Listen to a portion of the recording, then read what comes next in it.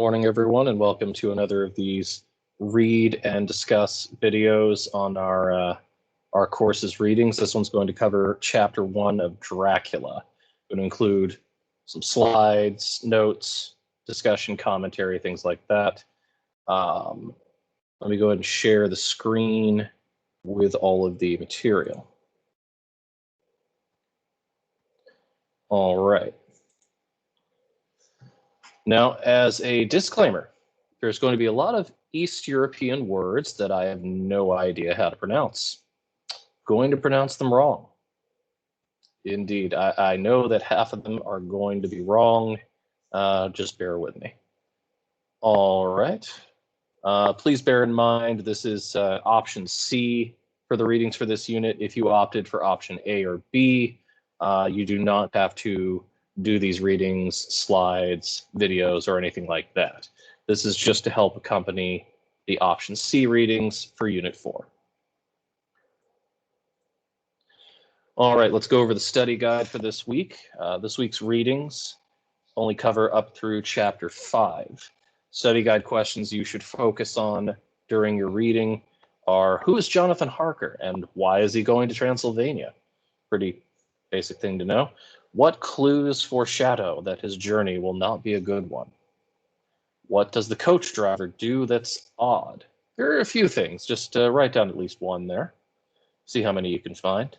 What clues does Jonathan Harker have of the coachman's identity or of the household staff? What's odd about the Count? I might not have given you enough space for that one. Why does Harker think himself a prisoner? He actually uses that phrasing, so look out for that. What scene in Chapter 3 might suggest an association between vampires and temptation or sin? For that question, you'll also want to think about the sensibilities of folks in Victorian England towards certain matters and talking about them in public. If you weren't too comfortable with those things, keep that in mind for question 7. For chapters 4 and 5, why does the Count have Jonathan write letters, and what do these letters tell us about how much time Jonathan has to live? What do we learn of the Count's powers in these chapters? Because he has a lot of powers, way more than in most vampire books or movies. How does the author create suspense by switching to Mina and Lucy's correspondence in Chapter 5? How would you describe Lucy and Mina? How are they different? Keep in mind that those characters are kind of foils for one another in some sense, so look for opposing character traits there. And who proposes to Lucy? Interesting one there. We'll get to that in a later video. All right, some introductory materials before we start with the reading. Literary terms to keep in mind. The Gothic, very important term. The Gothic is an offshoot of the Romantic movement that still continues to this day. It focuses on darker emotions such as fear, sorrow, helplessness, eerie settings such as ruins, castles, cemeteries, monasteries, caves, forests, dark forests, and oftentimes supernatural elements such as demons, the undead, monsters, and things like that. Spooky stuff. Dracula's use of the Gothic includes the following: the use of intense emotion, the evocation of fear, the impressive, frequently gloomy architecture. The female character that needs to be rescued happens a lot in these stories. An evil, lustful villain. I'm not getting into that one. Supernatural occurrences, lots of those, tons of those, really. The Victorian period, we learned about some of this week. The Victorian period went from about 1832 to 1901, butting up to modern times after that. The period in British literature relative to the reign of Queen Victoria, hence the name. This period is characterized by starting in extreme poverty and ending in extreme optimism for humanity, human ability, science and logic, and the British Empire. Literature at this time often emphasizes morals and etiquette, science and technology, new technology, logic, detective work, deduction, logic games like chess or cards, mechanical or non-electronic steampunk-esque technology, and the complications of relationships between men and women. Another term to know is epistolary. Epistolary is a style of writing, a style of fiction writing that presents everything in the form of letters or journal entries. We'll see that in Dracula and in a lot of Victorian literature, whether it's Gothic or not. A lot of the literature of that time loves to present itself as a series of letters or diary or journal entries. We'll definitely see that here as we switch between points of view, different characters' points of view throughout the book. It doesn't just stick with one. All right, other literary terms to remember: allusion, reference to something elsewhere in culture, such as a reference to a famous person, to another book or film, to a historical event, etc. Inference, the act of drawing a conclusion, of inferring something that's not actually stated by the author, usually based on some sort of evidence or clues, not just wild guessing. Irony, always got to look for irony in literature. It's generally important. Perception of inconsistency, sometimes humorous, in which the significance and understanding of a statement or event is changed by its context, such as verbal irony, when something is said contrary to what is meant. There's a lot of overlap with sarcasm in that one. Situational irony, when something happens contrary to what is expected. And dramatic irony, when the reader or audience knows something the characters don't. That one's very popular. My go-to example of dramatic irony is Romeo and Juliet. We know that Juliet's not dead, that she's taken a potion to look dead, but Romeo unfortunately doesn't because he never got that message. Happens a lot in fiction. Foreshadowing, another good thing to know, the use of hints or clues in a story to suggest what is to come. Some themes, issues, topics, points of interest to keep in mind as we go along. Always ask yourself, how does this book treat the following? How does the book Dracula treat science versus superstition, good versus evil, West versus East, logic, deduction, detective-like methods, mere humans facing overwhelming evil forces, sanity versus madness, light and dark, life, death, and undeath, kind of a new term in literature in the Romantic Gothic periods, men and women, archaic Victorian medicine. If there's any pre-med students listening to this, you're probably going to cringe at the use of medical technology in Dracula. We'll get to that later. Ancient myths, legends, and folklore. And innuendo, which we won't be able to talk about much because this is a high school class. I might just point to a phrase and say, that means something, and not explain it because this is high school. So that's as much as we can do here. Some things to know about the author, just a moment. Bram Stoker, born in Ireland, Clontarf, Ireland, November 8th, 1847. Spent much of his childhood ill and bedridden. That tends to turn a person toward books. He studied math at Trinity College, Dublin. Later, he managed the Lyceum Theatre for 27 years. In 1882, he published his first written work, and in 1897, he wrote Dracula. And in 1905, he suffered a stroke, but continued his writing, including 3 additional novels. Eventually, he died on April 20th, 1912, one of our first authors to actually be alive in the 1900s. As I said, each historical period, each unit, we get closer and closer to recent writings. Not there yet, but almost.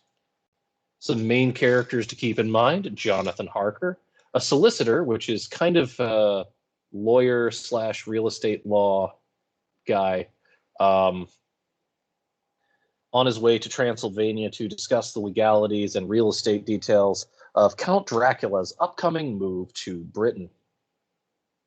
There is, of course, Count Dracula, a Transylvanian nobleman who has purchased land in London and wishes to relocate there soon. One thing to know before we move on is most of you probably know by now, spoiler alert, that Dracula is a vampire. Probably didn't surprise anyone with that. However, one thing you need to know while reading this book, the people who first read this book in Victorian England didn't necessarily know that. The first people to read this book might have been surprised. Might have gone into this book not knowing Dracula was a vampire or not knowing what to expect. There's no possible way to get through even an ounce of TV or movies today without finding out that Dracula is a vampire, just almost synonymous with vampires in literature and film. But back then, they didn't necessarily know. So keep that in mind while reading. Wilhelmina, or Mina Murray, school teacher and Jonathan's fiancée. Lucy Westenra, aristocrat and friend of Mina. That means she's very rich, nobility. That's her whole job. She's just rich and she lounges around. Arthur Holmwood, a nobleman and suitor to Lucy. She has a few of those. John Seward, doctor heading up the local insane asylum and suitor to Lucy. Abraham Van Helsing, a Dutch doctor, lawyer, and professor. He wears many hats. John Seward's former teacher. Quincy Morris is an American cowboy and explorer and suitor to Lucy. So that's three suitors, three people that propose marriage to Lucy. Renfield, fun guy. He's insane, completely insane.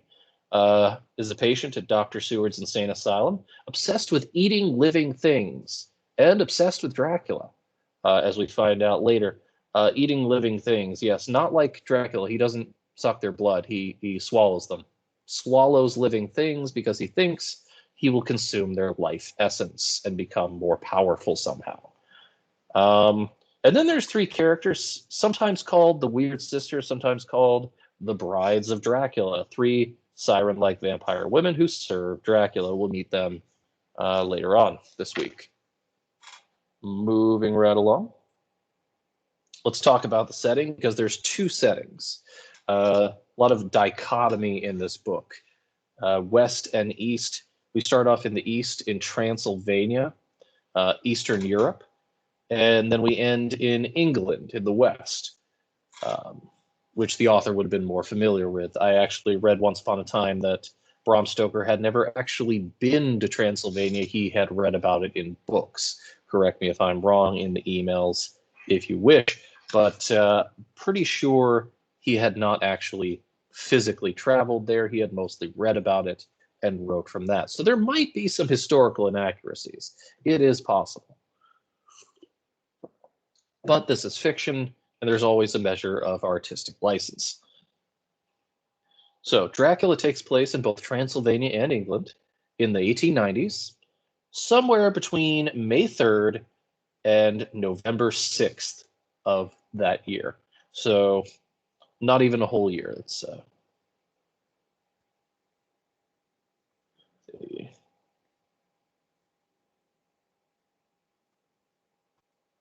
about 6 months, half a year, something along those lines.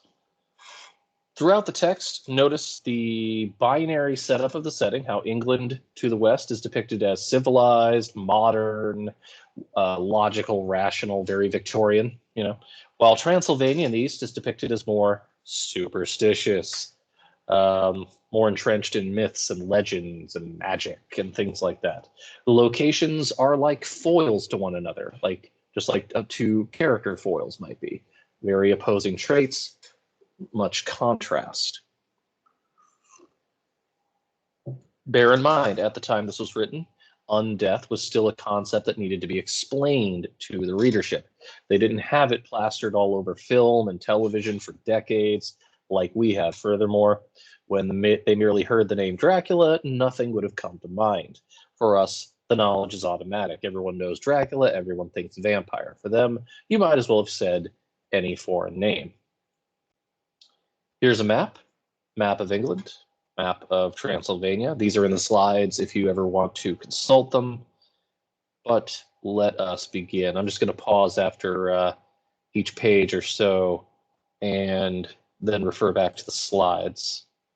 So, time to start mispronouncing words. Chapter 1, Jonathan Harker's journal, kept in shorthand.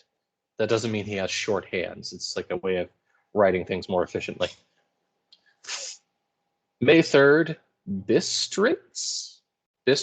I have no idea. Left Munich at 8:35 p.m. on May 1st, arriving at Vienna early next morning. Should have arrived at 6:46, but the train was an hour late. Budapest. I'm going to go ahead and say Budapest. I don't want to say Budapest. That's just weird. Seems a wonderful place. From the glimpse which I got from it, from the train, and the little I could walk through the streets, I feared to go very far from the station, as we had arrived late and would start as near the correct time as possible. The impression I had was that we were leaving the west and entering the east, the most western of splendid bridges over the Danube, which is there here of noble width and depth, took us among the traditions of Turkish rule. We left in pretty good time and came after nightfall to Klausenburg. Here I stopped for the night at the Hotel Royal. I had for dinner, or rather supper, I don't quite know the difference, a chicken done up in some way with red pepper, which was very good, but thirsty, spicy. Reminder, get recipe for Mina. I asked the waiter, and he said it was called paprika Hendel, and that as it was a national dish, I should be able to get it anywhere along the Carpathians. I found my smattering of German very useful here. Indeed, I don't know how I should be able to get on without it. So notice this story is beginning like just a fun old trip, little vacation. He's seeing the sights, he's eating the food. He's like, my, this is tasty. I should get the recipe later. Doesn't open like a monster story. And that's intentional. It's to lull you into a sense of complacency, normalcy, so that when something happens later, there's contrast. It's like, ooh, pleasant food, pleasant trip. Oh no, monster. Can't have it be monsters all the time, or it gets dull. By the way, in the slides, I actually found a recipe for this dish they're talking about because I love food. Bet you didn't know. And I have not tried this recipe. Have not tried making it. Someday. I do love chicken. I do love red pepper, so why not? If any of you try this recipe at home, let me know how it turns out. Email me. Tell me the story of how this turns out. But getting back to the book. Having had some time at my disposal when in London, I had visited the British Museum and made search among the books and maps in the library regarding Transylvania. It had struck me that some foreknowledge of the country could hardly fail to have some importance in dealing with a nobleman from that country. I find that the district he named is in the extreme east of the country, just on the borders of 3 states, Transylvania, Moldavia, and Bukovina, in the midst of the Carpathian Mountains. One of the wildest and least known portions of Europe. Now, I believe that's somewhere in modern-day Hungary or Romania. I can't remember which. One of the two. These territories aren't quite the same national lines that we have nowadays.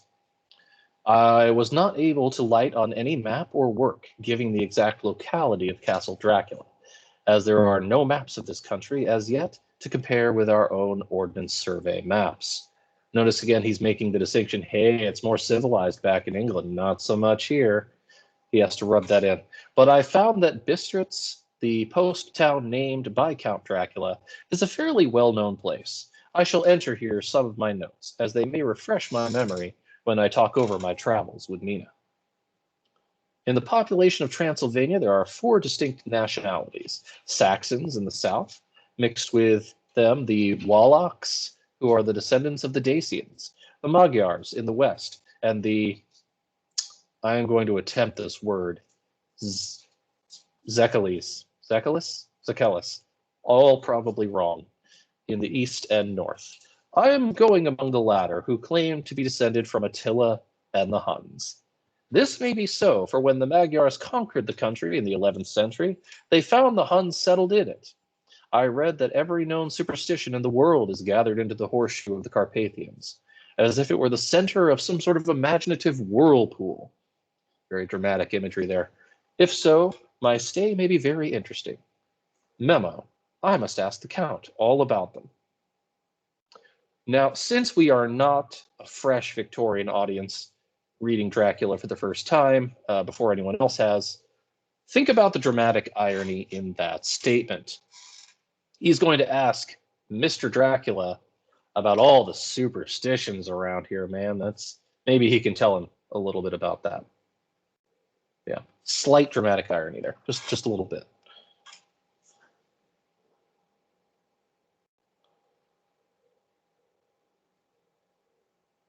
Turning the page and the slide.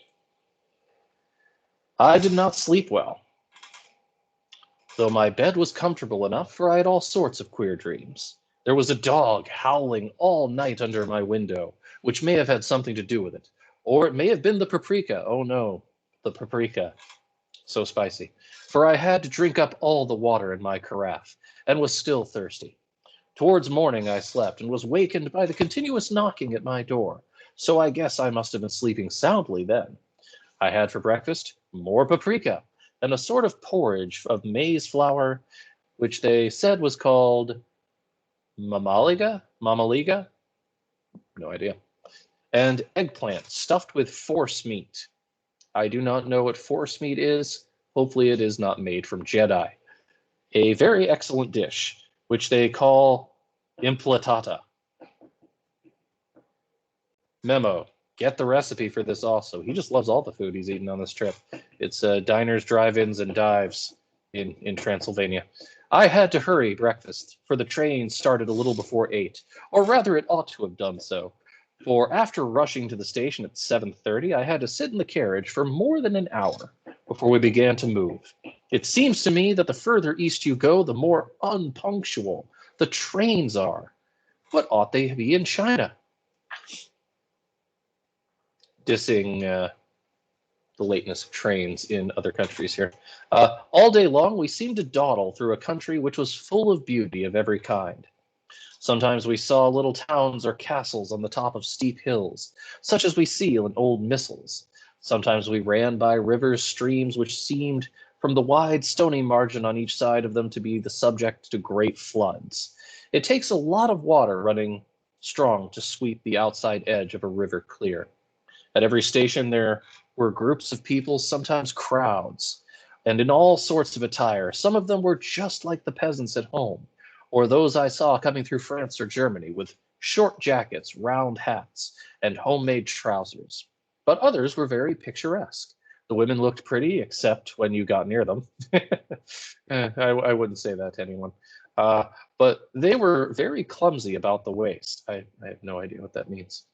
They had all full white sleeves of some kind or other, and most of them had big belts with lots of strips of something fluttering from them, like the dresses in a ballet. But of course, there were petticoats under them. The strangest figures we saw were the Slovaks, who were more barbarian than the rest, with their big cowboy hats, great baggy, dirty white trousers, white linen shirts, and enormous heavy leather belts, nearly a foot wide, all studded over with brass nails. They wore high boots with their trousers tucked into them, and had long black hair and heavy black mustaches. They are very picturesque, but do not look prepossessing. On the stage, they would be set down at once as some old Oriental band of brigands. They are, however, I am told, very harmless and rather wanting in natural self-assertion. I don't know. It was on the dark side of twilight, not that twilight, when we got to Bistritz, which is a very interesting old place, being practically on the frontier. For the Borgo Pass leads from it into Bukovina. It has had a very stormy existence, and it certainly shows marks of it. 50 years ago, a series of great fires took place, which made terrible havoc and fires on 5 separate occasions.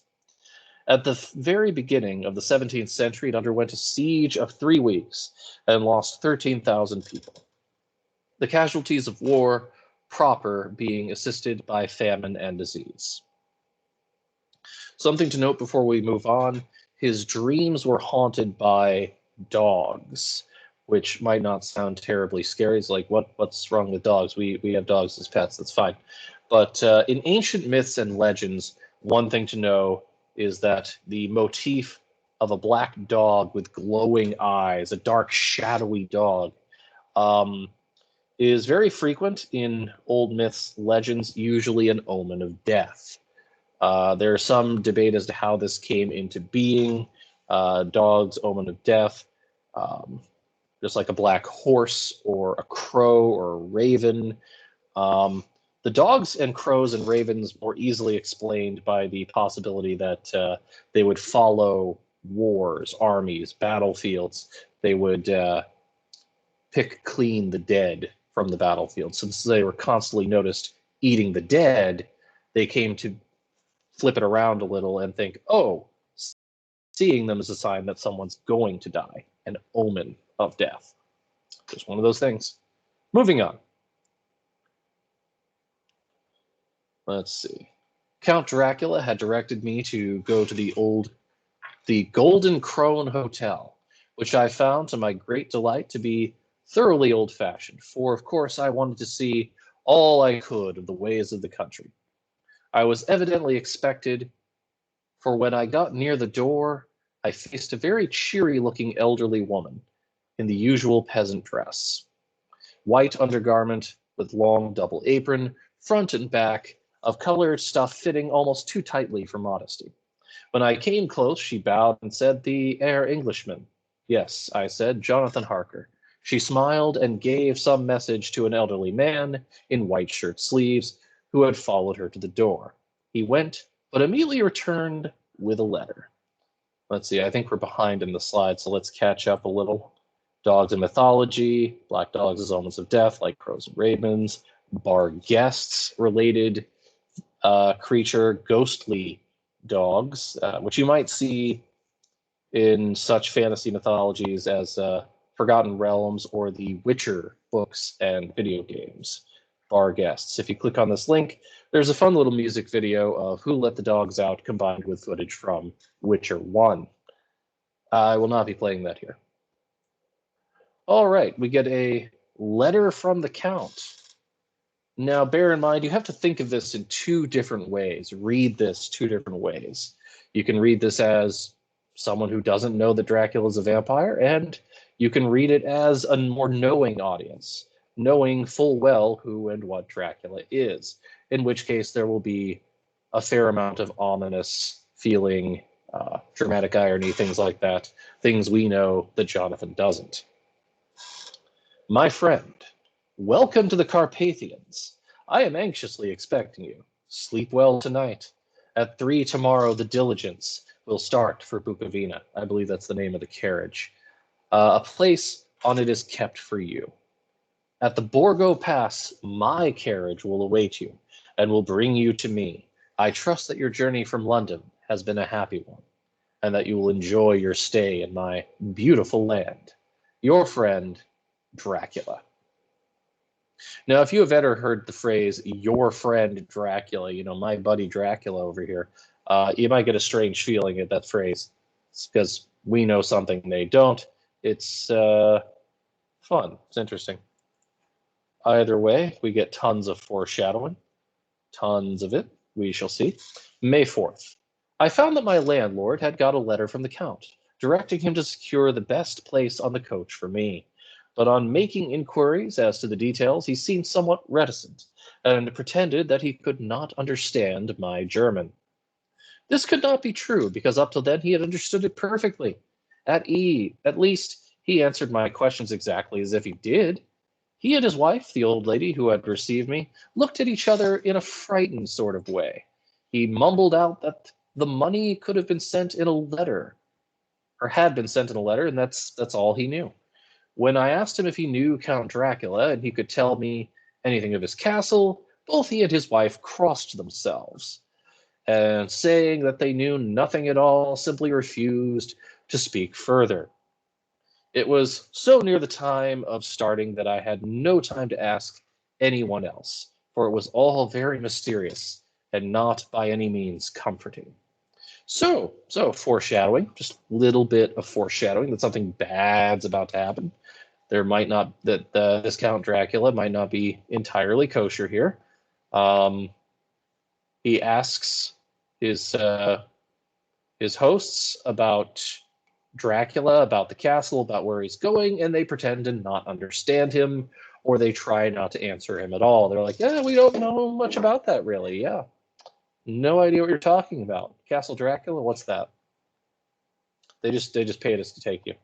Very reluctant to talk about it.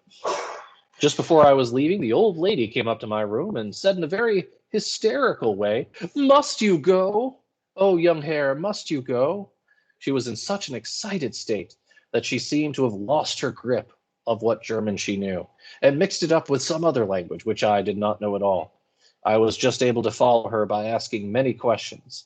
When I told her that I must go at once and that I was engaged on important business, she asked again, "Do you know what day it is?" I answered that it was the 4th of May. She shook her head as she said again, "Oh, yes, I know that, but do you know what day it is?" On my saying that I did not understand, she went on. "It is the eve of St. George's Day. Do you not know that tonight, when the clock strikes midnight, all the evil things of the world shall have full sway? Do you know where you are going and what you are going to?" So we have superstitions about the witching hour, the hour after midnight. Becomes a special time in a lot of gothic or horror stories about supernatural events. For some reason, that hour is supposed to be special. Usually I'm asleep because I don't stay up that much anymore. She was in such evident distress that I tried to comfort her, but without effect. Finally, she went down on her knees and implored me not to go, at least to wait a day or two before starting. It was all very ridiculous, but I did not feel very comfortable. Remember that in Victorian times, in Victorian England, they would look down on superstition. They want the reason, the logic, science, not superstition. So like they'd be readily dismissing this type of thing. However, there was business to be done. Got to do business, and I could allow nothing to interfere with it. I therefore tried to raise her up and said as gravely as I could that I thanked her, but my duty was imperative, and that I must go. Then she rose, dried her eyes, and taking a crucifix from her neck, offered it to me. I did not know what to do, for as an English churchman, I have been taught to regard such things as some measure idolatrous, and yet it seemed so ungracious to refuse an old lady meaning so well and in such a state of mind. So notice here the consideration of crucifixes as idolatrous. This gets to the cultural situation in England at the time. Remember that they had separated from the Catholic Church in the Renaissance, King Henry VIII, things like that, War of the Roses. They had parted from the Catholic Church and were now the Church of England. Now, they started rejecting at that time anything associated with the Catholic Church, such as pictures, statues, things like that. So a crucifix with a statue of Jesus on it would not have meshed with the Church of England's sensibilities in England at that time. They would have looked down on it because they were not, because of that religious divide that had occurred there. So she saw, I suppose, the doubt in my face, for she put the rosary around my neck, another distinctly Catholic item, and said, "For your mother's sake," and went out of the room. I am writing up this part of the diary whilst I wait for the coach, which is, of course, late, and the crucifix was still around my neck. Whether it is the old lady's fear, or the many ghostly traditions of this place, or the crucifix itself, I do not know. But I am feeling nearly as easy, but I am not feeling nearly as easy in my mind as usual. So he's a little uneasy. He's a little unsettled, afraid. If this book should ever reach Mina before I do, let it bring my goodbye. Here comes the coach. So yes, more ominous foreshadowing, people pleading with him not to go. If only he knew this land, if only he knew what day it was, if only he knew this, that, or the other thing, he would not go. Lots of suspicious things. And it's only going to get more suspicious as we go along. Only worse. They're going to lay the foreshadowing on very thick. May 5th. Just a moment. The gray of the morning has passed, and the sun is high over the distant horizon, which seems jagged.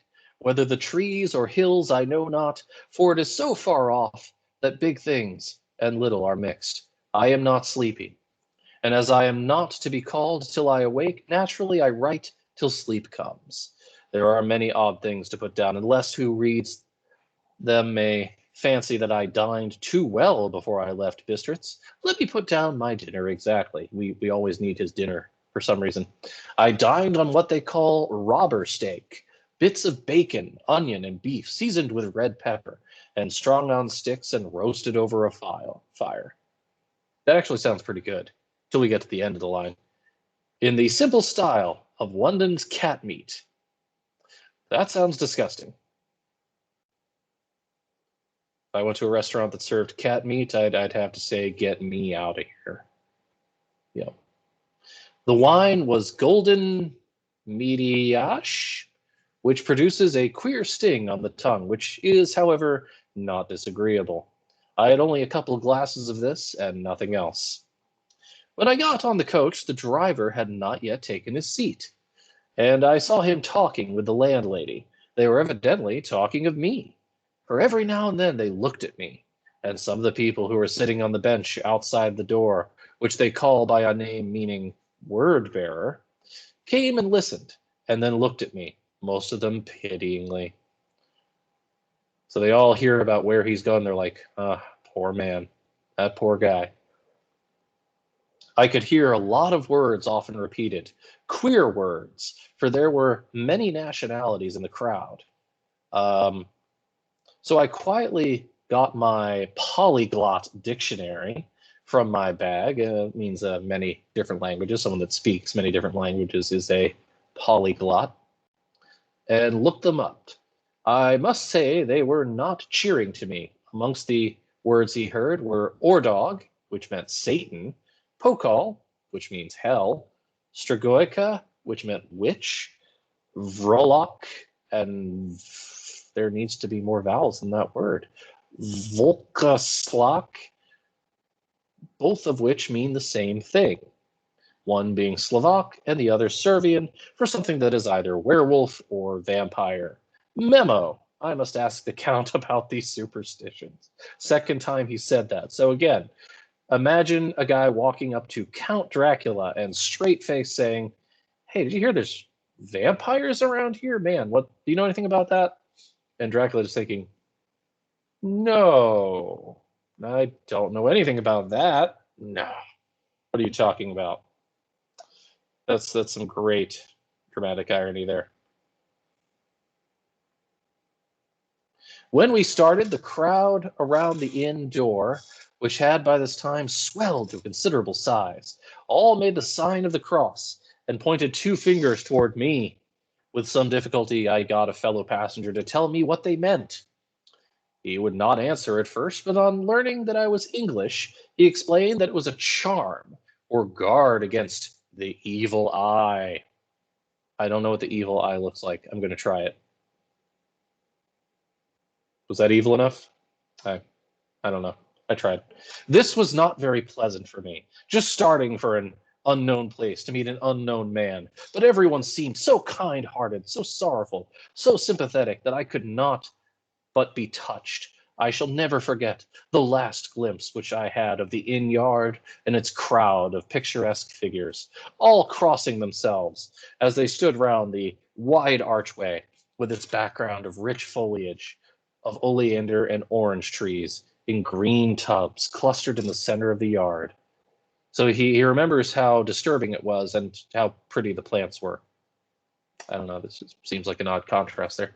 Then our driver, whose wide linen drawers covered the whole front of the box seat, so he's a little on the larger side, the coach driver.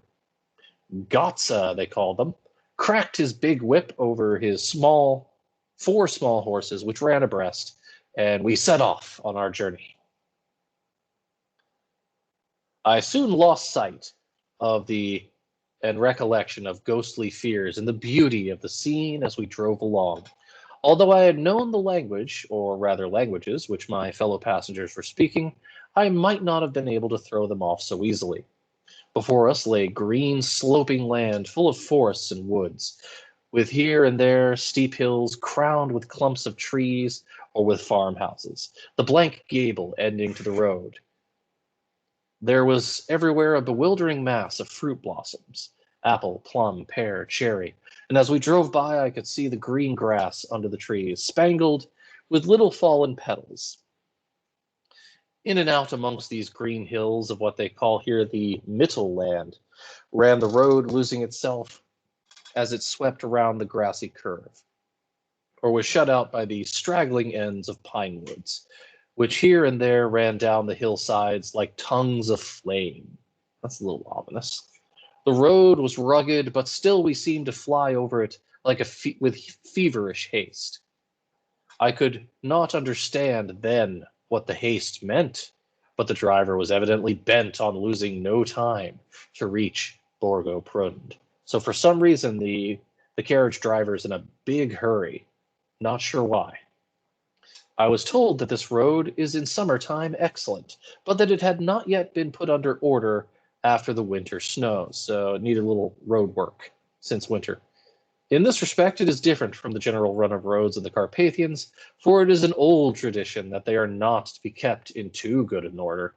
Of old, the hospodars would not repair them, lest the Turk should think that they were preparing to bring in foreign troops, and so hasten the war, which was always really a loading point. Let's pause there and see if we have anything else in the slides to catch up on.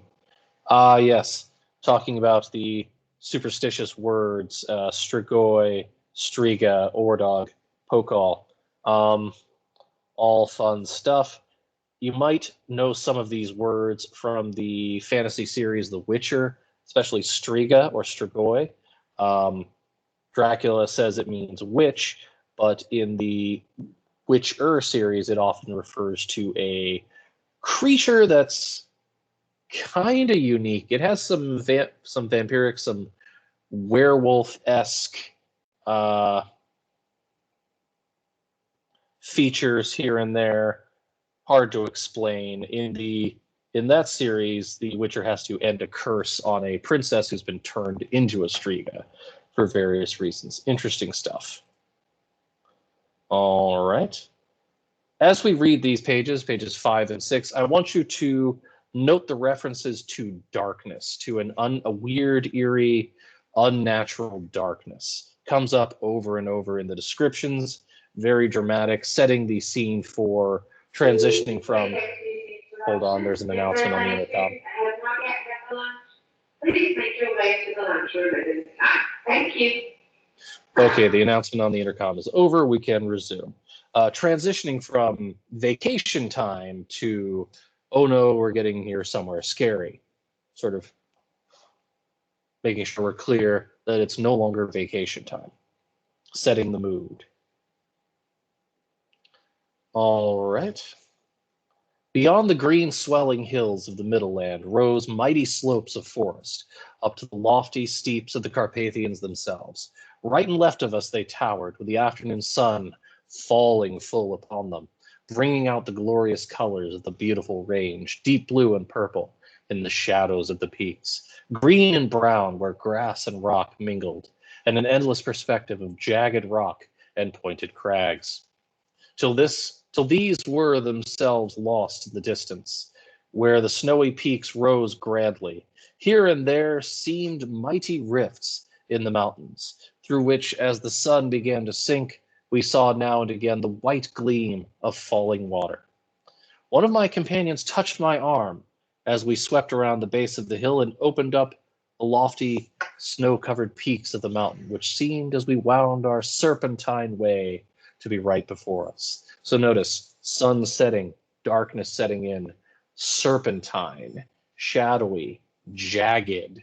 The imagery here is supposed to help with that building of ominous feelings. Plus the guy just randomly grabbing his arm.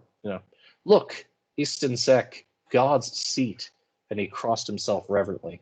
So the fact that they're crossing themselves over and over and over again, they must be really afraid of something as they pass by this area. As we wound our way, endless way, and the sun sank lower and lower behind us, the shadows of the evening began to creep around us. Now, they could have chosen any word for that, but they chose creep, which spooky things tend to do. This was emphasized by the fact that the snowy mountaintop still held the sunset and seemed to glow out with a delicate, cool pink. Here and there we passed Czechs and Slovaks, all in picturesque attire. He uses that word a lot. But I noticed that goiter was painfully prevalent. By the roadside were many crosses, and as we swept by, my companions all crossed themselves. Here and there was a peasant man or woman kneeling before a shrine, who did not even turn around as we approached, but seemed in the self-surrender of devotion to have neither eyes nor ears for the outer world. There were many things new to me, for instance, hayricks in the trees, and here and there very beautiful masses of weeping birch, their white stems shining like silver through the delicate green of the leaves. Now and again we passed a leader wagon, the ordinary peasant's cart with its long, snake-like vertebra, calculated to suit the inequalities of the road. On this were sure to be seated quite a group of homecoming peasants, the Czechs with their white and the Slovaks with their colored sheepskins, the latter carrying lance fashioned along their long staves, with axes at the end. Lance with an axe at the end. I guess it would be a halberd, right? Sounds like a halberd. As the evening fell, it began to get very cold, and the growing twilight seemed to merge into one dark mistiness. The gloom of the trees, oak, beech, and pine, though in the valleys which ran deep between the spurs of the hills, as we ascended through the pass, the dark firs stood out here and there against the background of late-lying snow.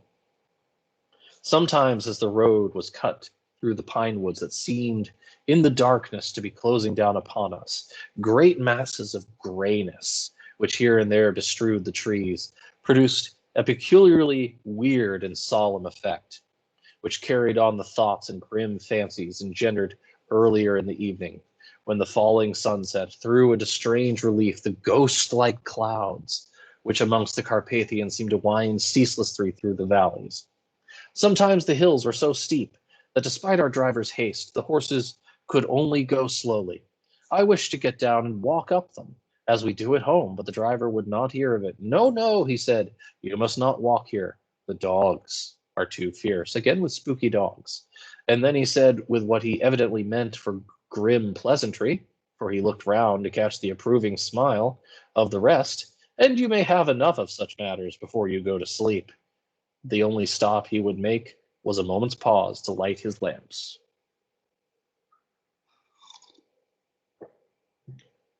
Now, if you recall from our earlier readings, Beowulf, things like that, spooky creatures tend to come out at night. Grendel only came out at night, or even other supernatural creatures like the fairies in Midsummer Night's Dream tend to favor coming out at night. They had to go away when the daylight was coming at the end of Act 4 there. For some reason, monsters and the supernatural are associated with the night, with the darkness. Might have something to do with not being able to see. You can't see what's out there. You can't know what's out there. So you hear things, you see things, but you don't know what they are. Your imagination sort of fills in the gaps, fills it in with monsters. What's out there in the darkness? Monsters. Might as well be. You can't see what's out there, and whatever we don't know, our imagination tends to fill in. Let's see.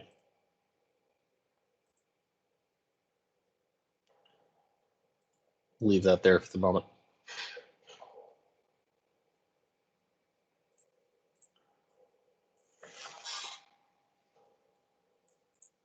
Some of these page numbers are off in my version. Just a moment. Okay. When it grew dark, there seemed to be some excitement among the passengers, and they kept speaking to him, one after the other, as though urging him to further speed. So they all want to hurry They do not want to linger here any longer than they have to. Something is bad about this place that gets cold and dark all of a sudden. Uh, he lashed the horses unmercifully with his long whip, and with wild cries of encouragement urged them on to further exertions. Then, through the darkness, I could see a sort of patch of gray light ahead of us, as though there were a cleft in the hills. The excitement of the passengers grew greater. The crazy coach rocked on its great leather springs and swayed like a boat tossed on a stormy sea. That's a fun image there. I had to hold on. The road grew more level, and we appeared to fly along. That's how fast they were going. Then the mountains seemed to come nearer to us on each side and to frown down upon us. So the mountains aren't just there. They're not just gloomy. They're frowning down upon them like, Even the mountains are spooky and against them. We entered the Borgo Pass. One by one, several of the passengers offered me gifts, which they pressed upon me with an earnestness which would take no denial. These were certainly of an odd and varied kind, but each was given in simple good faith, and with a kindly word and a blessing, and that strange mixture of fear-meaning movements which I had seen outside the hotel in Bistritz, the sign of the cross and the guard against the evil eye. Then, as we flew along, the driver leaned forward, and on each side the passengers, craning over the edge of the coach, peered eagerly into the darkness. It was evident that something very exciting was either happening or expected. So that it seems like everyone knows something that Jonathan doesn't. But though I asked each passenger, no one would give me the slightest explanation. This state of excitement kept on for some little time, and at last we saw before us the pass opening out on the eastern side. There were dark, rolling clouds overhead, and in the air the heavy, oppressive sense of thunder. It seemed as though the mountain range had separated two atmospheres, and that now we had got into a thunderous one. I was now myself looking out for the conveyance which was to take me to the Count. Because remember, he's changing carriages at this stop. And each moment I expected to see the glare of lamps through the blackness. But all was dark.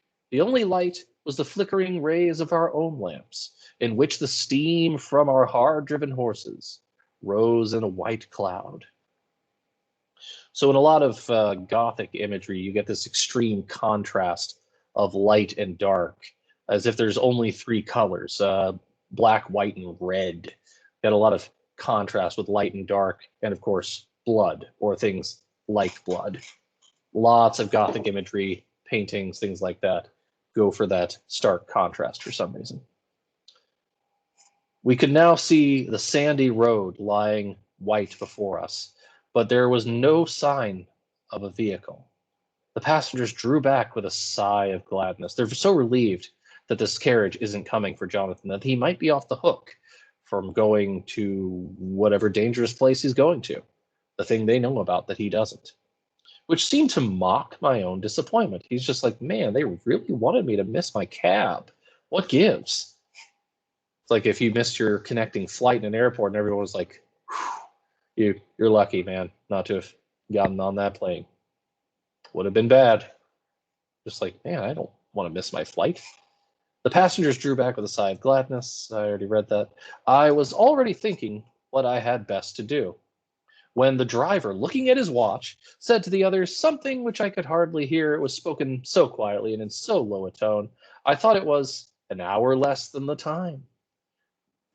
So they're early for some reason, probably because the carriage driver was hurrying so much.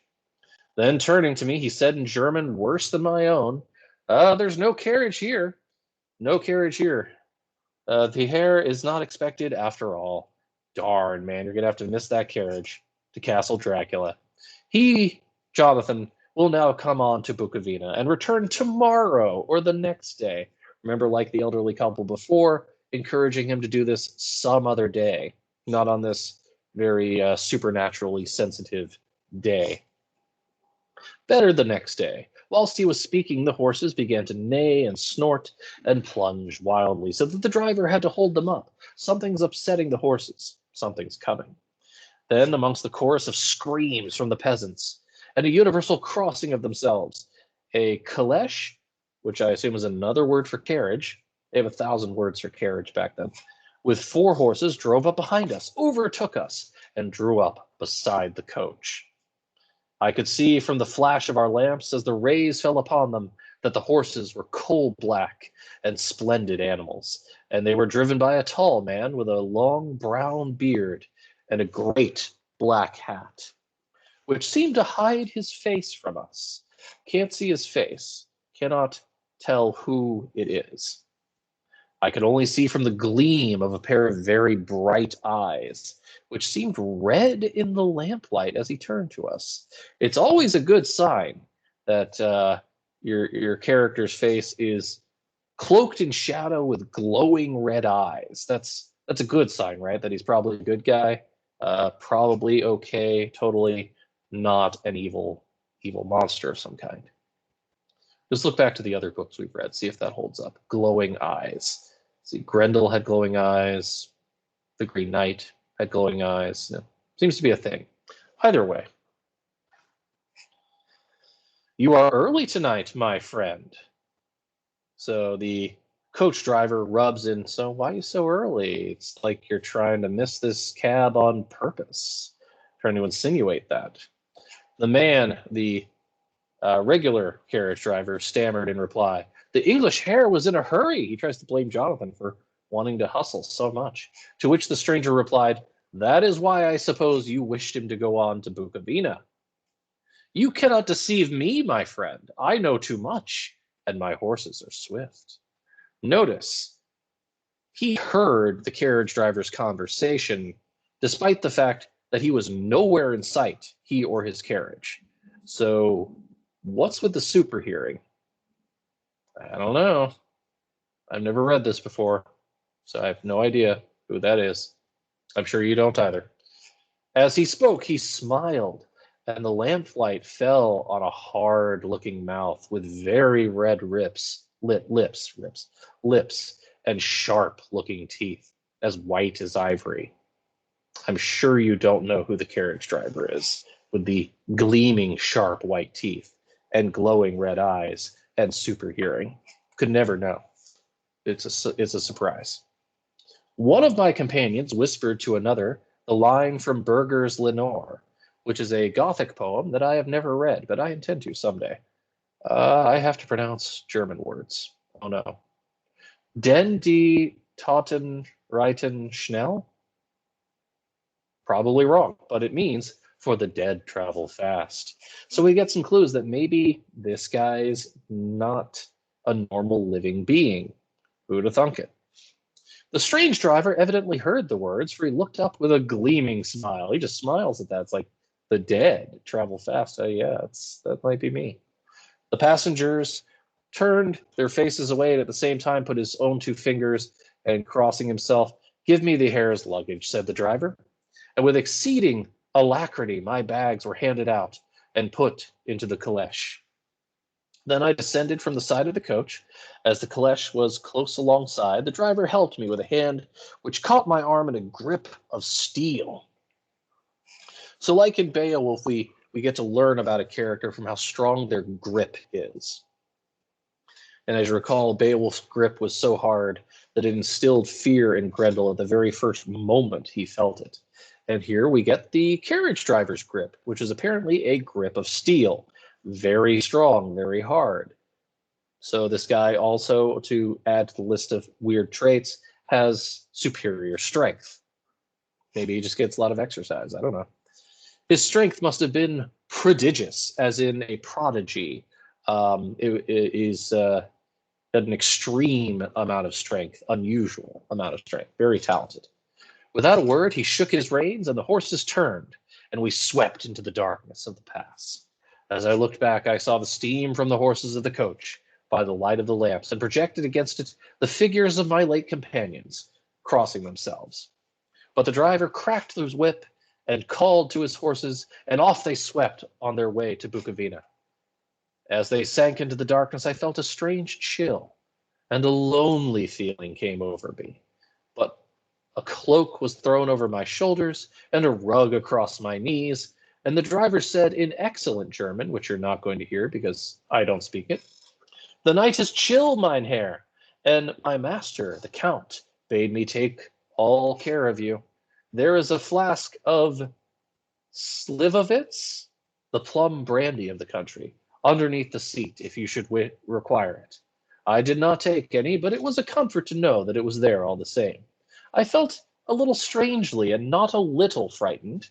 That means more than a little. It's a fun way of saying not just a little frightened, more than a little, a lot. Understatement. I think that had there been any alternative, I should have taken it, instead of prosecuting that unknown night journey. The carriage went at a hard pace straight along. Then we made a complete turn and went along another side straight road. It seemed to me that we were simply going over and over the same ground again. And so I took note of some salient point and found that this was so. So they're going in circles for a while. Or they seem to be going in circles. Maybe it's like the Lost Woods in the Legend of Zelda games. I have no idea. But it feels like they're going in circles for some reason, navigating some supernatural terrain, perhaps. I would have liked to ask the driver what all this meant, but I really feared to do so, for I thought that, placed as I was, any protest would have had no effect in case there had been an intention of delay. By and by, however, as I was curious to know how time was passing, I struck a match, and by its flame looked at my watch.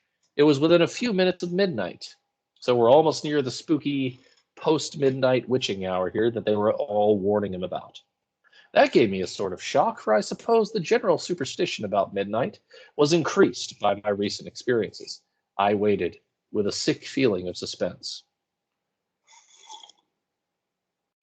Then a dog began to howl. Somewhere in a farmhouse, far down the road, a long, agonized wailing, as if from fear. The sound was taken up by another dog, and then another, until, borne on the wind, which now sighed softly through the pass, wild howling began, which seemed to come from all over the country as far as the imagination could grasp it through the gloom of the night. At first howl, the horses began to strain and rear, but the driver spoke soothingly to them, and they quieted down, but shivered and sweated as though after a run away from a sudden fright. There's something up about all these dogs howling in the night. It's enough to frighten the horses. And remember, we talked about the link to the black dog myth with glowing eyes, omen of death, bar guests. There's something perhaps supernatural about these dogs. Then, far off in the distance, from the mountains on each side of us, began a louder and sharper howling, that of wolves, not just ordinary dogs, but wolves, which affected both the horses and myself in the same way, for I was minded to jump from that caleche and run, whilst they reared again and plunged madly, so that the driver had to use all his great strength to keep them from bolting. In a few minutes, however, my own ears got accustomed to the sound, and the horses so far became quiet that the driver was able to descend and to stand before them. He petted and soothed them and whispered something in their ears, as I have heard of horse tamers doing, and with extraordinary effect, for under his caresses they became quite manageable again, though they still trembled. The driver again took his seat, and shaking his reins, started off at a great pace. This time, after going to the far side of the pass, he suddenly turned down a narrow roadway, which ran sharply to the right. Soon we were hemmed in with trees, which in places arched right over the roadway, till we passed through a tunnel. And again, great frowning rocks guarded us boldly on either side. Though we were in shelter, we could hear the rising wind, for it moaned and whistled through the rocks, and the branches of the trees crashed together as we swept along. It grew colder and colder still, and fine powdery snow began to fall, so that we were all around us covered with a white blanket. The keen wind still carried the howling of dogs, though this grew fainter, and we went on our way. The baying of wolves sounded nearer and nearer, as though they were closing round us from every side. I grew dreadfully afraid, and the horses shared my fear. The driver, however, was not in the least disturbed. He kept turning his head to left and right, but I could not see anything through the darkness. So we have this fun transition into greater darkness, into a strange shift in the temperature. It's gotten very cold and snowy all of a sudden, wasn't before. We're meant to think this is an extreme, perhaps unnatural shift in temperature. More wolves howling. And he goes through a tunnel to get where they're going. The tunnel might be seen as a metaphor for sort of like portal or gateway from the normal world to the fantastical, perhaps a threshold to the realm of Dracula and his magical realm of sorts. Suddenly, away on our left, I saw a faint flickering blue flame. This is a motif to pay attention to, blue flame. The driver saw it at the same moment. He at once checked the horses and, jumping to the ground, disappeared into the darkness. I did not know what to do, the less as the howling of wolves grew closer. But I wondered the driver suddenly appeared again, and without a word took his seat, and we resumed our journey. I think I must have fallen asleep and kept dreaming of the incident, for it seemed to be repeated endlessly. And now looking back, it is a sort of awful nightmare.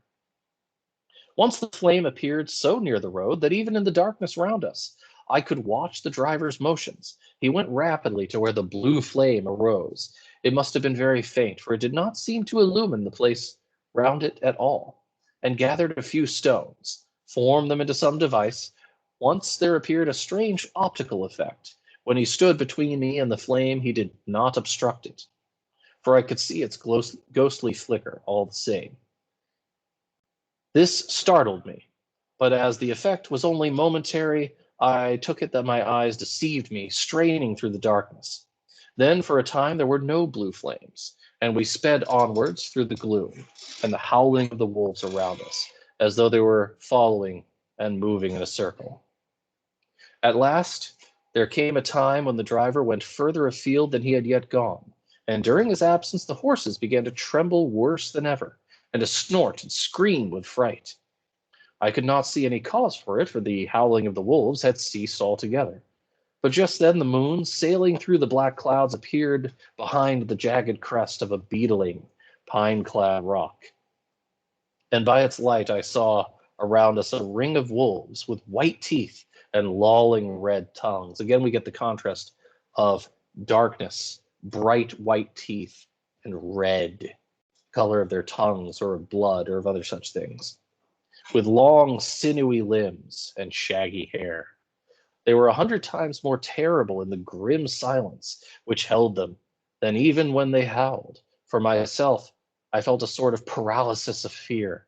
It was only when a man feels himself face to face with such horrors that he can understand their true import. All at once the wolves began to howl, as though the moonlight had some peculiar effect on them. The horses jumped about and reared and looked helplessly around with eyes that rolled in... Oh, the bell's ringing. With eyes that rolled in a way painful to see. But the living ring of terror encompassed them on every side, and they had perforce to remain within it. I called to the coachman to come, and for it seemed to me that our only chance was to break out through the ring and to aid his approach. I shouted and beat the side of the caleche, hoping by the noise to scare the wolves from that side, so as to give him a chance of reaching the trap. How he came there I know not, but I heard his voice raised in a tone of imperious command, and looking towards the sound, saw him stand in the roadway. As he swept his long arms, as though brushing aside some impalpable obstacle, the wolves fell back and back further still. Just then a heavy cloud passed across the face of the moon, so that we were again in darkness. So the coach driver waves his hands, yells, and the wolves go away. They retreat as if he has commanded them. The darkness returns as if he has commanded it to do so. All great signs, all great foreshadowing and clues. When I could see again, the driver was climbing into the caleche, and the wolves had disappeared. This was all so strange and uncanny that a dreadful fear came upon me, and I was afraid to speak or move. The time seemed interminable as we swept on our way, now in almost complete darkness, for the rolling clouds obscured the moon. We kept on ascending with occasional periods of quick descent, but in the main always ascending.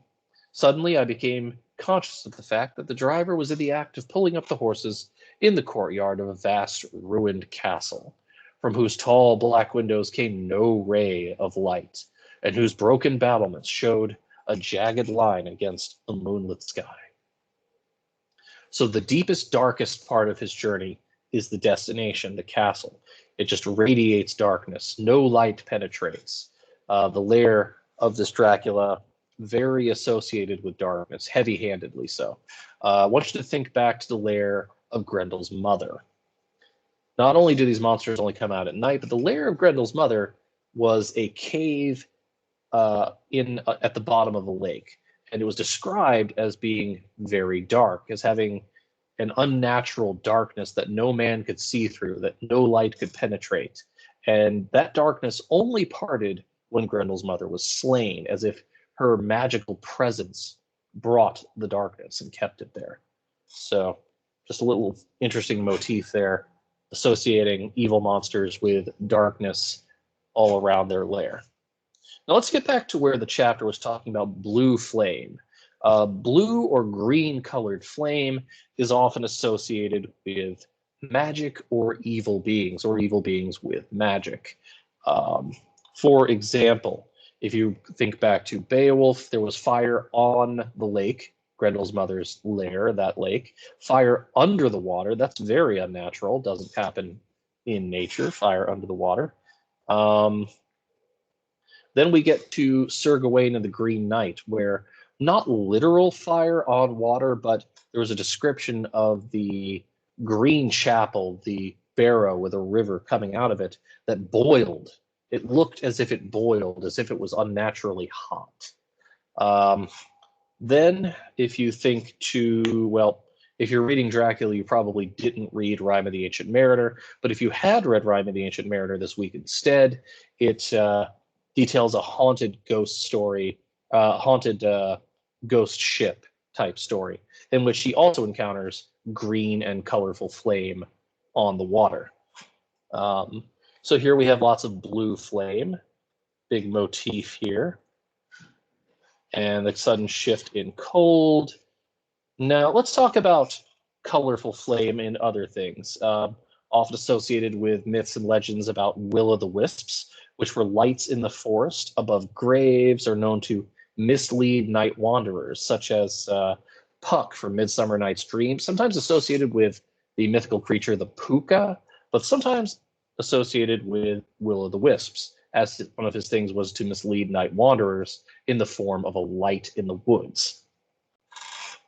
Then there's something called ignis fatuus, another name for those fairy lights or ghost lights in the forest. Blue, another abnormally colored flames, as I said, often symbolic of magic.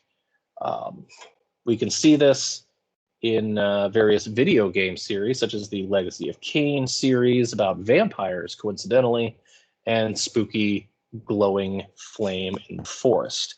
Let me see if I can play that clip for you while we're in the video lecture. What of this, Vorador?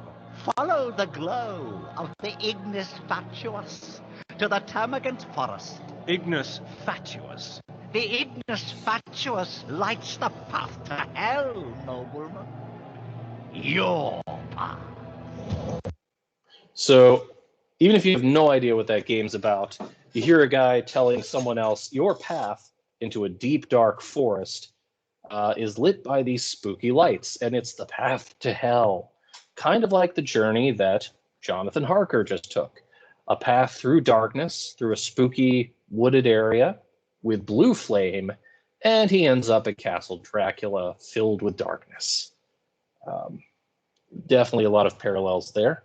There's another instance of blue flame being associated with evil and magic in a game called Chrono Trigger.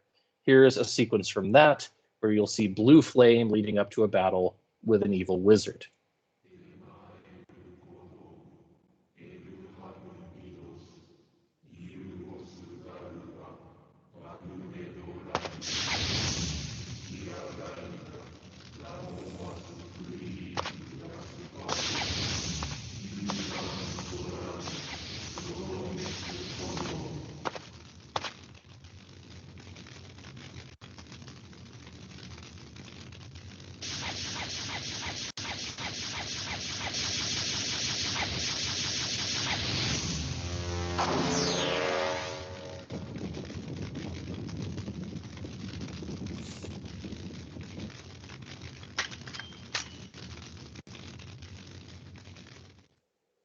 All right, so this becomes very much a popular recurring motif in a lot of stories with supernatural elements, magic, monsters, things like that. Blue or green flame, especially blue, very popular. All right, so we have ended our reading of Chapter 1. We'll pick up again in the next video with Chapter 2, but remember to revisit those study guide questions. Remember to answer from this chapter, who is Jonathan Harker and why is he going to Transylvania? What clues, and there's a lot of them, foreshadow that this journey is not going to be a good one? How many times do we read a line that made us think, ooh, something bad's going to happen? And don't say all of them. You can't just write all of them. Just give some examples. What does the coach driver do that's odd? He did a few odd things here and there, said some odd things, but one behavior really stood out, especially in the last couple pages there. What did he do that was kind of weird? See if you can put some down there, and we will visit chapters 2 and 3 next time. Take care, guys, and happy reading.